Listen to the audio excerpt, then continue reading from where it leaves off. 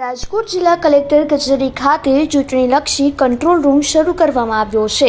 આચારસંહિતા સંદર્ભે દિવ્યાંગોને ખાસ ડ્યુટી સોંપવામાં આવી છે, જેમાં 52 દિવ્યાંગ કર્મચારીઓને જિલ્લા ચૂંટણી અધિકારી પ્રભવ જોશી દ્વારા આ ડ્યુટી સોંપવામાં આવી છે। વિવિધ 3 શિફ્ટમાં 52 દિવ્યાંગ કર્મચારીઓ 17થી વધુ ટીવી ચેનલ્સ પર આચારસંહિતા હેઠળ બાજ નજર રાખી રહ્યા છે।